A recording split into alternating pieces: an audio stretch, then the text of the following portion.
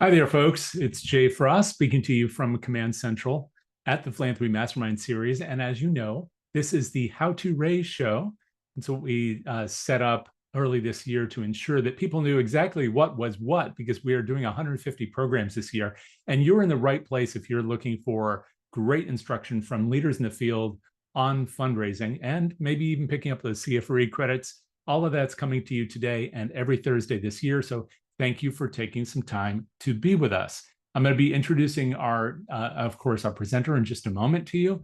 I want to welcome all of you here, and I see many of you are taking advantage already of the chat, so I want to thank you for that. Please do, if you haven't yet, join your colleagues in saying hello, maybe saying which part of the country or the world that you're from, which organization you're with, maybe what you do. All of that will be very helpful, whether you're from, I don't know, Binghamton or Berlin, which I see right there. Thank you, Michelle, in giving our presenter context for what she's going to share with you, which will be as relevant whether you're in Germany or whether you're in Germantown. So, and please don't ask me to keep doing that because I'm not sure I can keep coming up with those words and that alliteration today. But it is going to be a great session, especially for those of us who are concerned about what to do in a rapidly changing environment where we definitely need to bring in revenue. By the way, this series is brought to you by our friends at DonorSearch. If you're here to learn about DonorSearch, I won't be talking about them. Our presenter may choose to mention something about them. That's, of course, up to her. But if you want to learn more about their work and maybe most importantly about your donors, you can do all that at their website, which is at DonorSearch.net.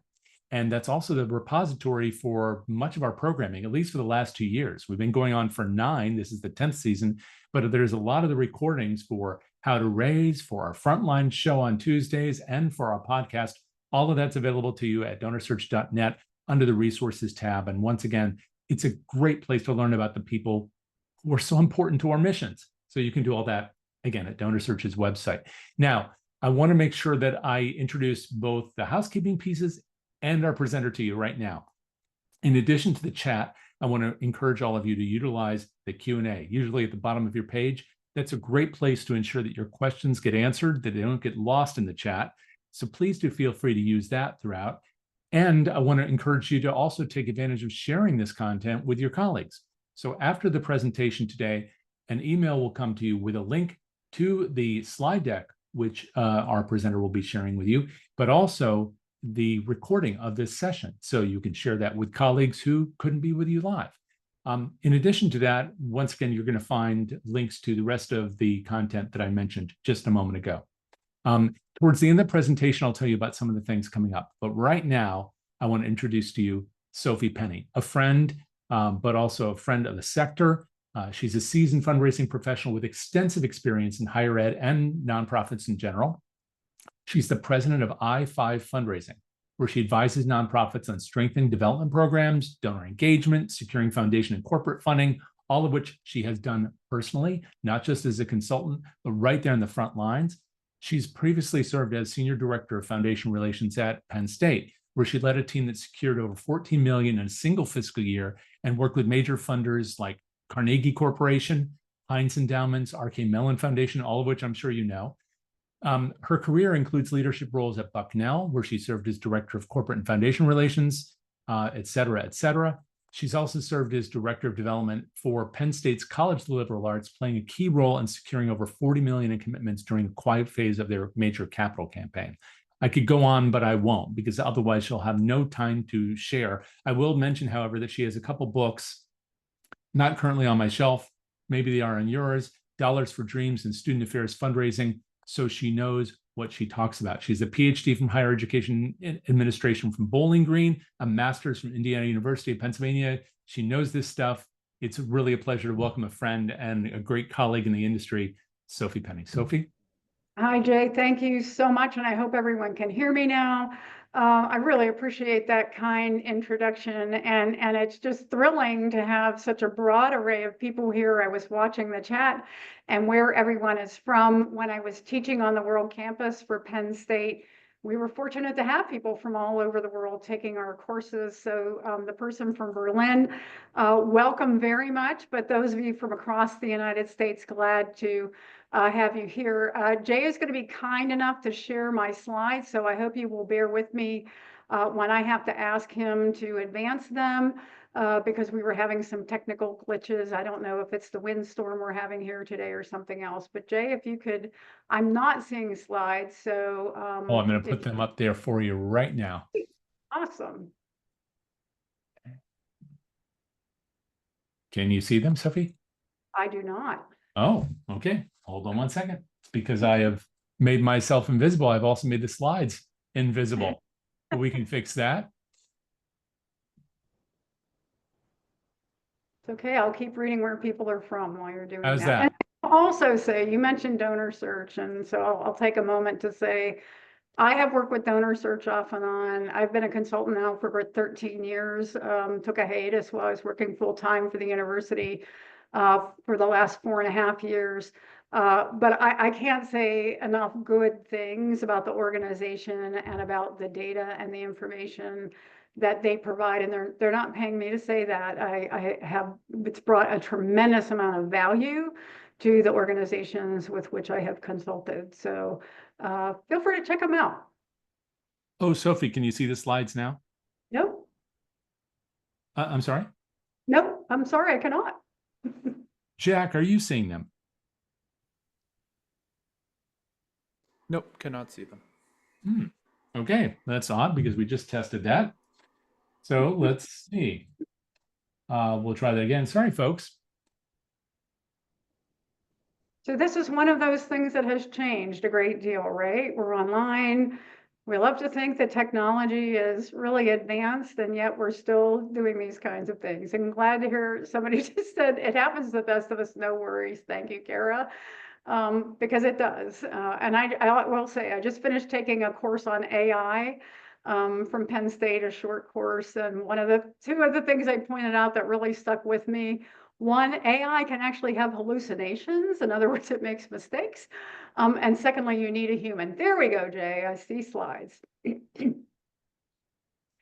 I'm going to walk through some material here. I'm not going to look at the chat right now. I'm going to walk through some things fairly quickly so that we have more time for conversation.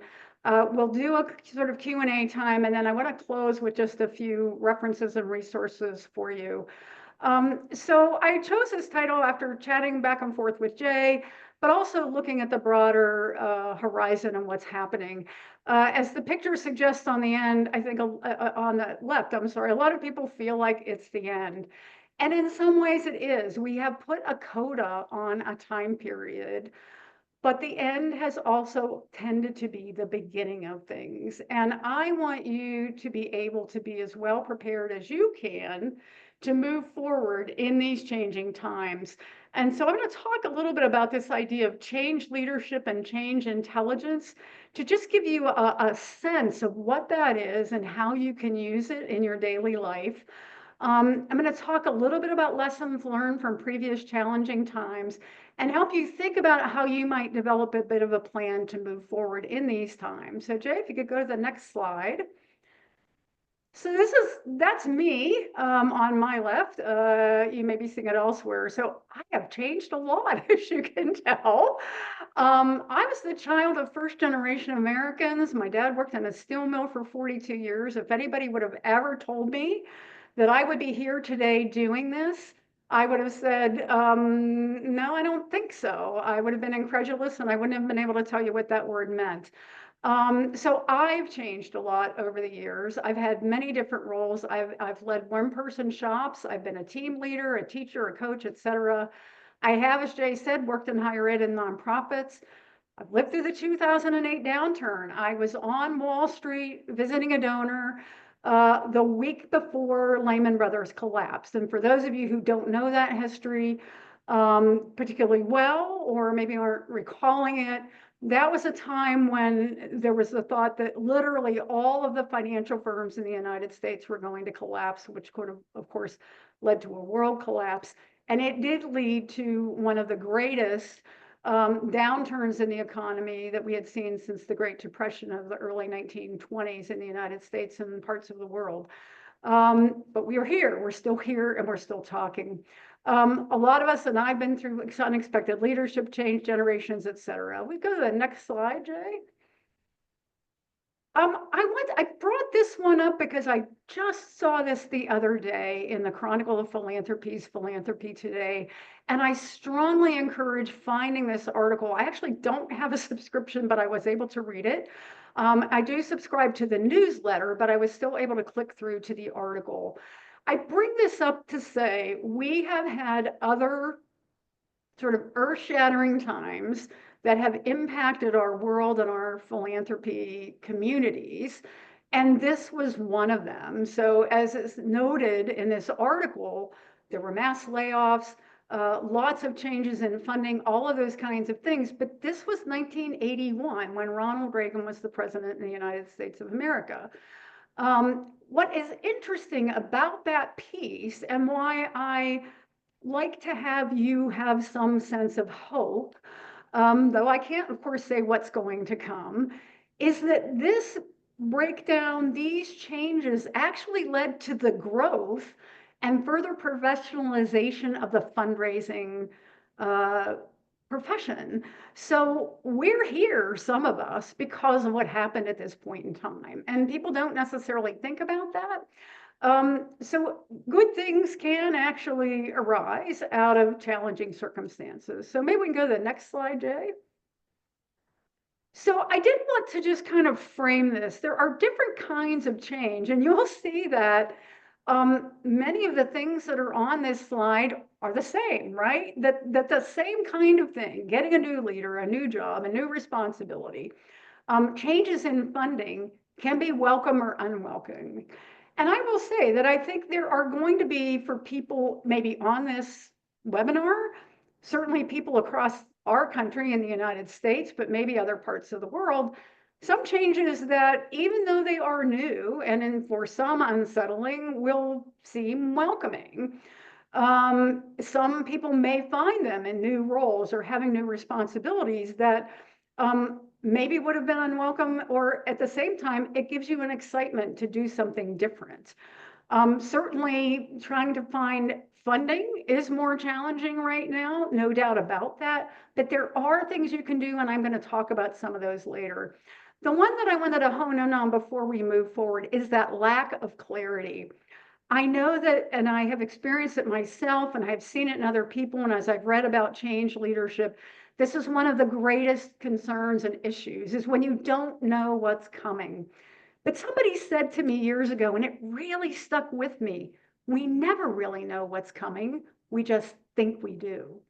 So what you can do is think about, how can I handle whatever might be coming, despite whether I know for sure what is coming or not. So let's go to the next one.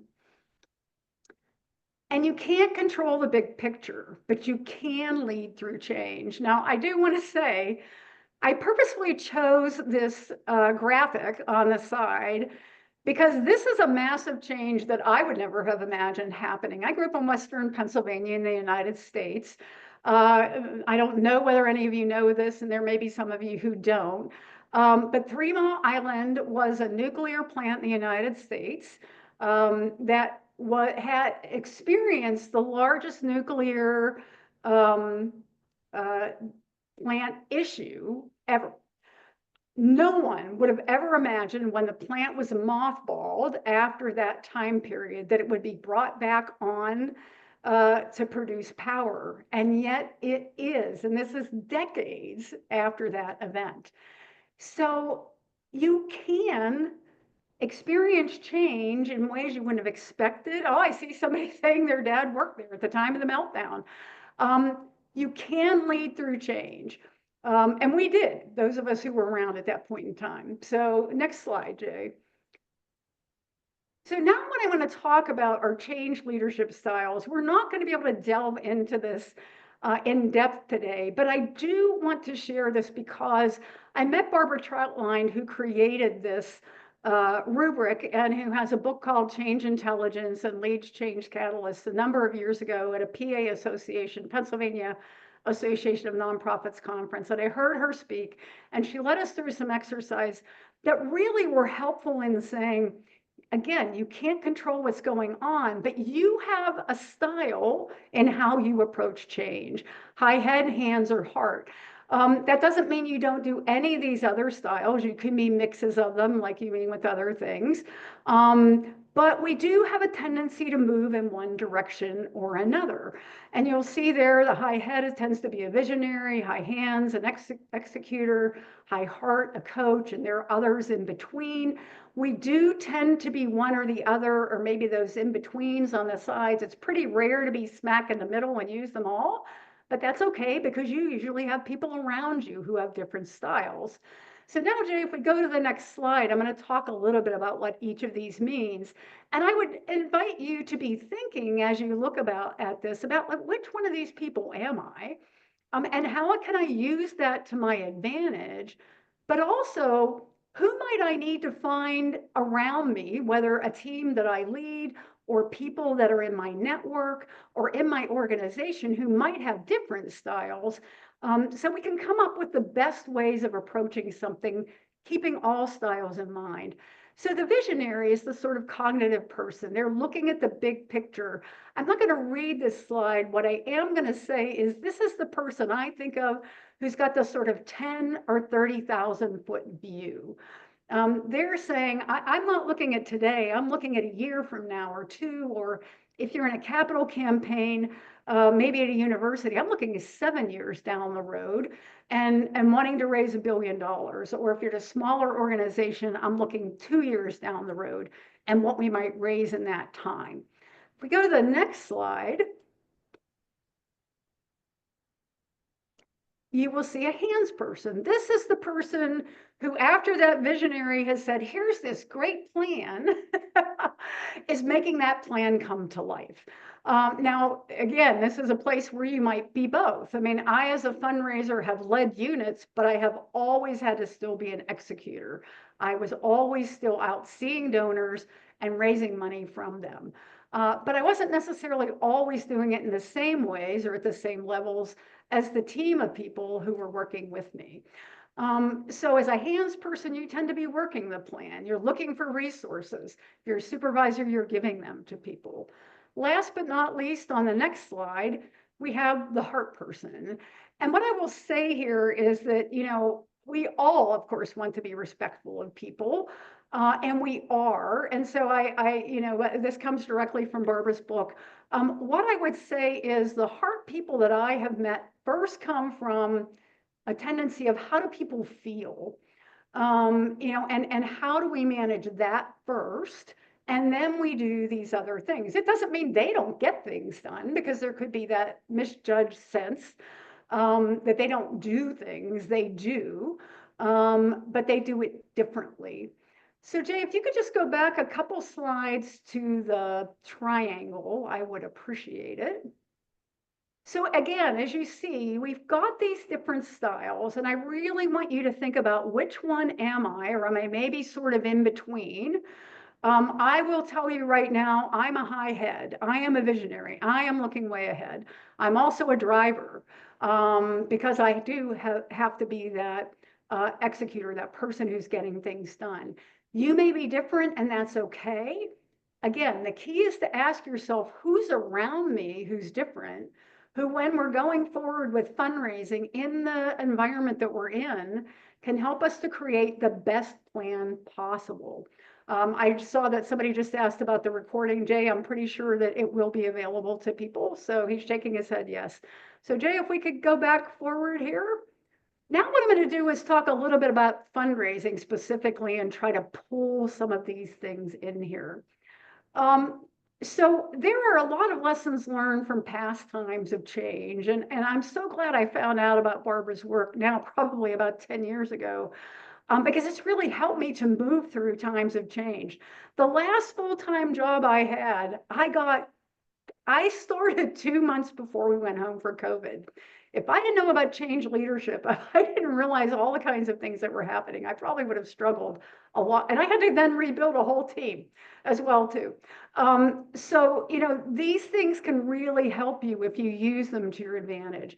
So a few of the things that are happening and that I want to remind you of, donors, of course, are changing, right? When I started fundraising, and I won't speak for Jay, but he may be in the same circumstances as some of the others view, the World War II generation were still primary donors. They were people who were making the big and major gifts. That's no longer true.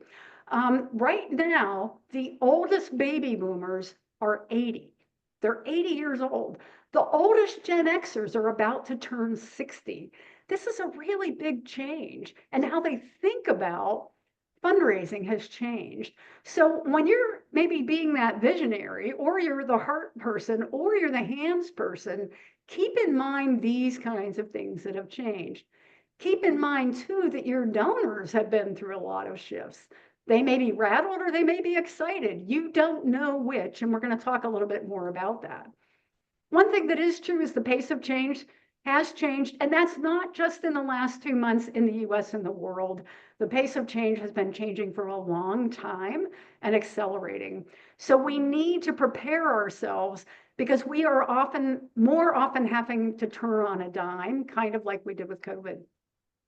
I also want to offer some hope here in saying that change can prompt giving. It always has, and I believe it will continue to do so. So life events in donors' lives are often the thing that causes them to give. This is particularly true if someone is given maybe a diagnosis they hadn't expected, or maybe they've had a grandchild, or maybe they've moved to a retirement community or a different part. Rage giving, somebody just wrote, can be so empowering. For those who aren't familiar with that terminology, it's when I'm upset, I'm angry, I don't like what's happening, but I'm going to give so I can make a difference. And it can be powerful. The challenge is it can be also short term. So like any other giving, you need to think about, how can I continue that person giving, not just for today. We, of course, know people are giving in different ways, and I said check to text, because if you look at boomers, a lot of them are writing checks still, but a lot of people are doing text. If we could go to the next slide, Jay. So some more lessons learned. A lot of people, somebody just said they gave a rage gift to an organization, and you might be giving one. There may be other people who are giving to organizations that are furthering the cause that they believe in, that maybe is different from what you think or what you believe. But that is making the point that people give where they want to. They give why they're motivated, and we're going to talk about that some more. A lot of people, and I do not eschew this, are talking about expanding your donor base. And I think that's really important. That's a place where DonorSearch I've used in the past has been helpful. But what I also want to say is I have seen a lot of organizations, and I've been consulting, I said, for a long time, who aren't really connecting with the donors they already have. And I'm going to use a term that some might be bothered by, and I hope not, but they're not maximizing the potential of those donors. They are not really thinking about how much more those donors could potentially give to them. They're out looking for new people. It's an important thing to note, and I haven't used the word your donors, that these are not your people. These are people who are giving to multiple nonprofits. So you need to think about that person, not just as your donor, but as a donor who gives to many places. And you need to start asking them and thinking about, and maybe change your own mindset or change your own approach to who's giving, over what time, what motivated them, inspired them to give, to what forms of fundraising you're using. Are you maybe overutilizing some, or using them in ways that are appropriate, but still underutilizing other forms? And relationship building and stewardship, that's one thing that hasn't changed. If we can go to the next slide, Jay. So some questions to ask. On the utilization front, I would guess that most of your organizations, if I had put a poll up here, are using direct mail. My question is, are you using it in all of the most effective ways that you can be? The picture that is on this slide are the 33 pieces of mail I got in February of this year, snail mail. I received the same number of solicitations in January. I cannot ever remember receiving this much snail mail at the beginning of the year. I received 140 pieces of snail mail from October 1 of last year to December 31st. I collected them on purpose. I'm also receiving more mail in those stacks from organizations to which I've never donated, never heard of, and I have no idea why they're writing to me. Other than I think they're maybe buying my name from somewhere. So I just want you to think about this again with that idea that as you're thinking about maybe changing an approach or thinking about how you can maximize fundraising, to ask yourselves, how do we stand out maybe in all of this? Do we need to change something, or do we need to remain consistent? And Mark Phillips of Blue Frog, who's out of the UK, is really fantastic. I follow Mark. I really appreciate what he has to write about. I'm not a direct mail expert, but I just wanted to bring this up to you because this is different. This has changed too. People like me are being solicited by more organizations and new ones. Let's go to the next one, Jay. This is another place where I, unfortunately, as I said to another consultant yesterday when we were chatting about things and how much has changed or how much hasn't, that I haven't seen as much change in that I wish I did, which is I don't see enough organizations going out and actually talking to their donors. So if there were one thing I were to say to you, again, whether you're the visionary, the hands person, or the heart person, to think about how can you do, might I do this? And if I did do it, how would I do it? How would I go out and see donors? So I just ask you to ask this question. When was the last time you saw them? Are you afraid of something? And if you are, and you're afraid of asking, I want to tell you that something I learned years ago from an economist is that, and this is going to sound to some people really uncomfortable, but keep in mind, he was an economist. There are people who make money when the markets are up, and there are people who make money when the markets are down. So there are people who have protected their assets and still have resources to give, and in fact, are wanting to give. I also really encourage people to think about ramping up the thanking of donors and doing it in meaningful ways. The organizations to which I know, and I'm just an N of one, but I read other studies about this, that do a better job of stewarding their donors, of telling them what the impact of their gifts are, tend to see increases in fundraising. That handwritten note, that letter from another donor that says, here's how your gifts made a difference, really matters. So the next slide, Jay. So when you go to see donors, people are saying there's a lot more resistance to invitations to see donors. You're right. I would agree, Mandy. One of the things I would say, and I would think about this as a possibility. I can't tell you for sure it will work. This slide is structured on something that Penn State did many years ago in between two capital campaigns. And instead of just going out and doing a feasibility study and saying to people, we want to raise more money, how much will you give to us? And here are the different buckets in which you could give it. They went and asked people, did you feel like your gifts made a difference? What inspired you to give? Do the ways in which we engage you, are they meaningful to you? Are there things about your relationship with us you would like us to know? This may be a door opener. I can't guarantee you it will. But if you present it to donors as, I guarantee you, I'm not coming to ask today. I just want to hear from you about why you have given to us.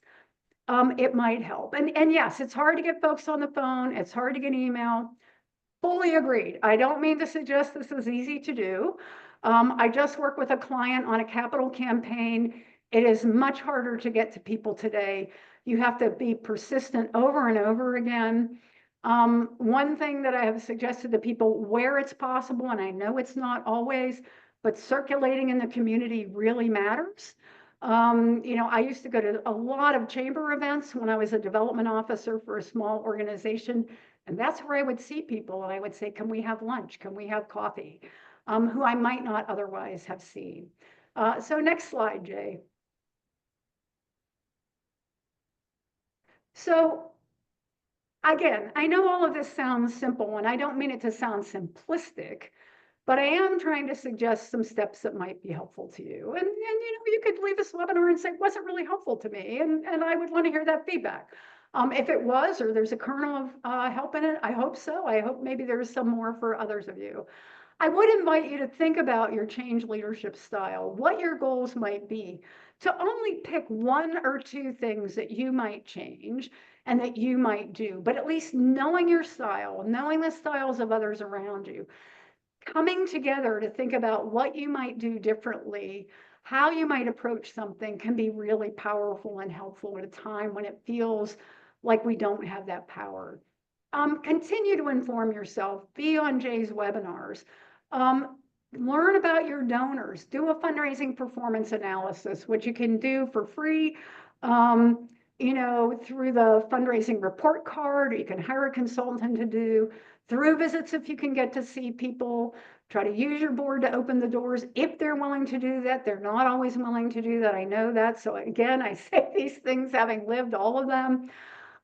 Involve yourself in groups and organizations where you can talk to people like this. Invest your time in yourself, especially at downtimes. One of the things I've found is working on things I need to work on has helped me feel like I'm getting somewhere. And it's given me a sense of agency when I can't change the whole rest of the world. And think about what you want the impact to be on you and your donors and your organization, and create plans that move you in that direction. The next slide is about SMART goals, which many of you are probably familiar with. I do strongly encourage using them. I have found it effective to do things like send myself that letter that's going to come to me a month from now or 2 months from now, or asking somebody to send it to me to remind me what those goals were, and then ask myself if I've actually been working on them. So Jay, if you could go to the next slide, which I think is one last one. I know that there are people from many different cultures and races and parts of the world who are similar to Fred Rogers and have similar things to say. I happen to know Fred Rogers. I happen to have the tremendous opportunity to escort him around the Penn State campus a number of years ago. And he was the man that, if you were familiar with him, that you think he was, who looked a person in the eye, and that person was the only person in the room. And it didn't matter if you were the janitor or the president of the institution. He treated you with the same care and respect. But one of the things he talks about is we are the helpers, and looking for the helpers. We are the helpers. We are people who will help people to get through these times, our colleagues, our donors, the people in our organizations. If you're having a struggle to be one of those helpers, find someone in our profession who can help you do that. There are lots of organizations providing all sorts of programs, whether networking or education, to help you be there. And then Jay, I think the next one is Q&A. So. Okay. Sophie, before we take some questions, and then I'm going to make these slides disappear to do that so I can see the chat. Would you share how people can contact you or follow you, or talk to you through the next set of slides, we'll just dispense with those, and then you can turn the slideshow off.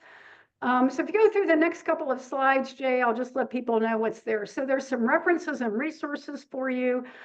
Interestingly enough, this is an article, Barbara, that I wrote in 2018, but you could use the title today.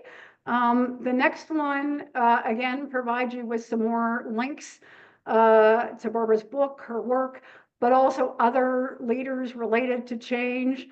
The next slide, the one thing I would point out for you is the idea of building resilience. Many of you probably heard about that. You've maybe done it. If it's new to you, or you feel like you need more work, it's really helpful. We need it now more than ever. And the last things that are here, the last couple of slides, I did ask some other professionals because I didn't want my voice to be the only one. There's one more slide there to give me some quotes about their perspective on leading through change and what recommendations they have.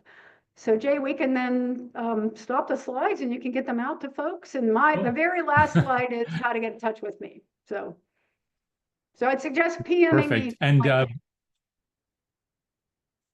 And I'll just state again that there is a recording of this being made, and there is a link to it that will be in an email that everyone will be receiving. So you'll just be able to click that, and it will pull up both the recording and this slide deck with those additional quotes.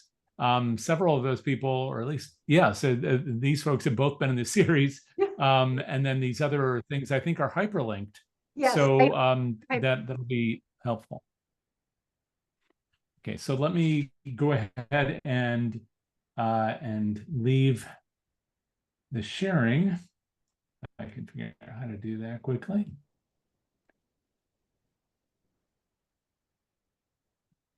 There we go. All right, now we're back to relatively normal. So Sophie, I hope you can see me. It looks like you're frozen a bit there, but there we are. Sorry, I can see you. So yes, well, I know we've had a little internet interruption today, so I hope everybody's been able to bear with us through that. We want to make sure we can continue talking with you, continue this conversation. So I'm going to take a look now. There's nothing in the Q&A currently, but there are things in the chat. So I don't know if you've seen those already, Sophie. I have. And so the person who says, the person says, can we just talk? Can we just do a call? To be honest with you, I'd say, sure, let's chat. I want to reiterate, if what you're doing is not asking for money, reiterate that I'm not asking you for money today. And explain why you're calling. One of the things I said to people years ago, and it's increasingly true, is donors are being come at from every direction. Lots of people are asking them to meet. It often feels perfunctory, and it doesn't necessarily get to sort of deep sort of relationship building. So, sending a message in advance, saying to a person, I really want to hear from you, not talk at you or ask you for money. You can try. I can't tell you it will work for sure, but you can try it and see what happens, and hope that they will respond to you. And have that call and see if it might lead to a deeper conversation. Someone else said our leadership is reluctant to speak to anything political. They're very uncomfortable with that. I worry about asking for help too late when donors have request fatigue. So I want to speak to this idea of request fatigue for a moment. And you talked about preparing a request language. So I will speak as a donor and a professional. I think there might be less request fatigue than you think. I think what the fatigue is about is being requested to give to something that's really meaningful to me and I care about. And I didn't know that people are tired of being come at by multiple organizations, but they do want to give to organizations they really care about. So the question to ask yourself is, who are those people who might care the most? And one of the things I do when I do fundraising performance analyses is I ask people to give me a list of their top 25 or 50 donors, but I ask them to give me a list of their most loyal donors, no matter how much money they've given. With loyalty, I usually start at 10 years and above of giving. I can tell you that without a doubt, there are always people on those lists where whomever is looking at that list with me says, I have no idea who this person is. And that person's been giving to them for 25 years. That person's not tired of giving to you. They're not tired of being asked. They might have given you 3 or 4 times, but you've never had a meaningful conversation with them. So that avoids the political. It gets into, why did you give to us and for so very long? And what do you want to see happen going forward that we might be able to do together? Jay, I see you shaking your head yes to that. So I don't see any other questions right now. Somebody said it's key to prepare for the meeting to ask quality questions. I fully agree.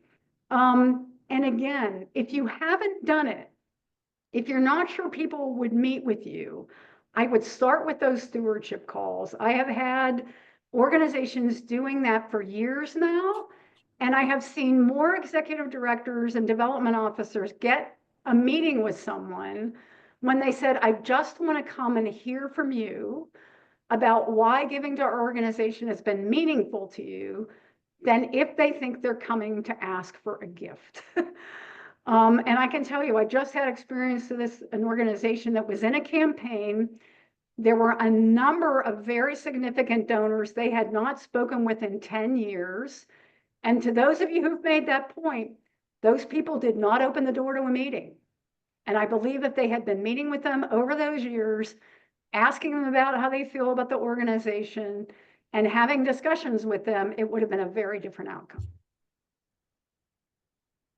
And then we do have that one note from Angie, which you may have addressed in a way. I see right at the bottom there. Yes. I thought I had was invite community business. Fully agree, Angie, 100%. Bringing people to your organization where you can do that, which not everybody can do. I understand that. There are sensitivities around being able to do it.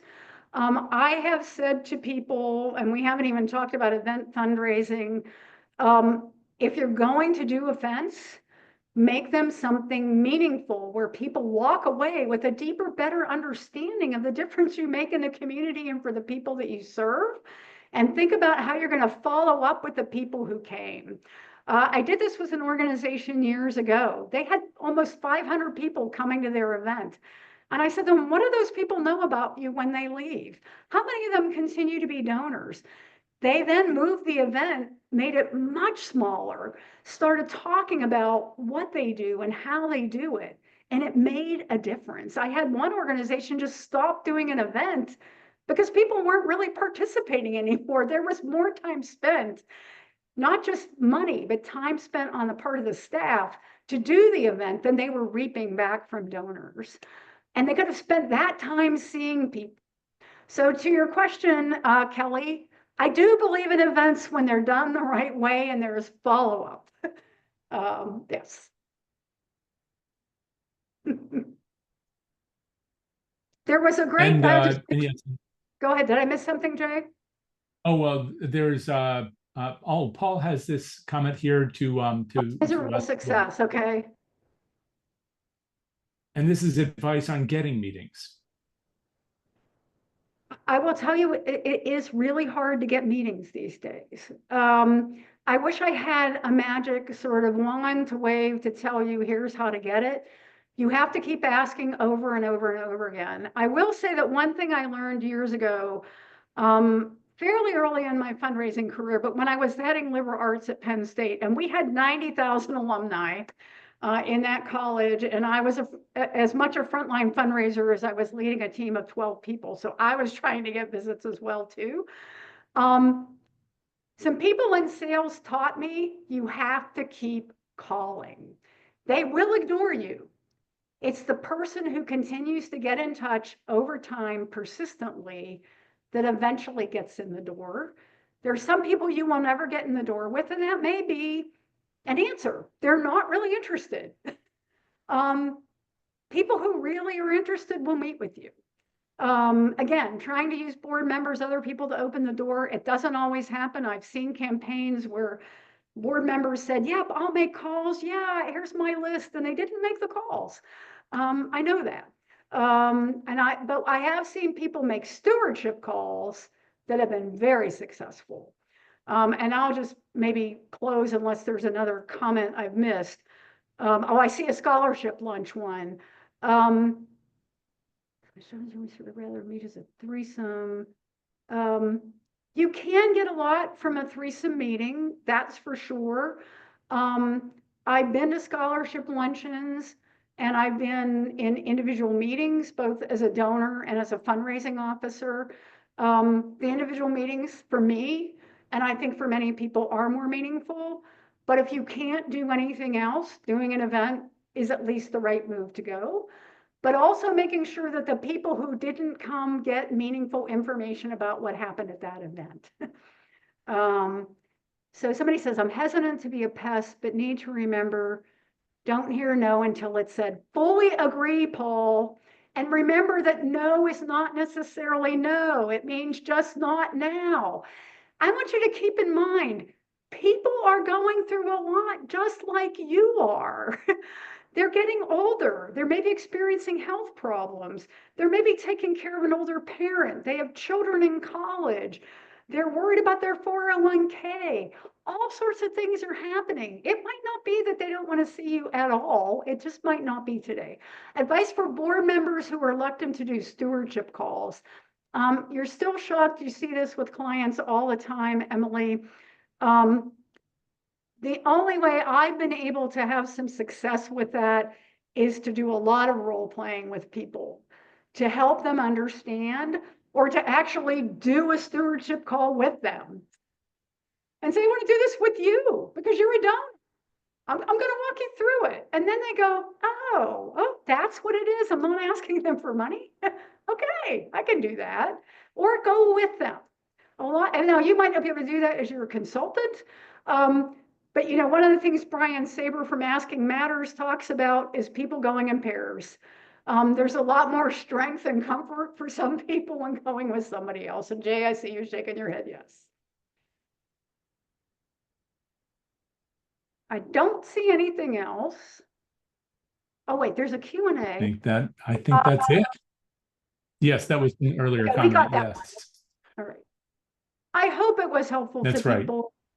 Oh, well, thank you so much, Sophie. And I know we've been battling with a bit of technology and weather here, so I'm so grateful that you've been able to manage all these questions and the presentation despite all that. Thank you, everybody, also for being a part of that conversation.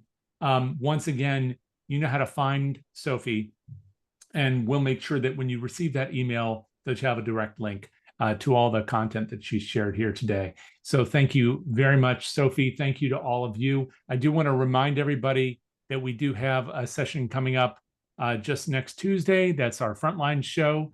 And we have a session on sustaining public broadcasting.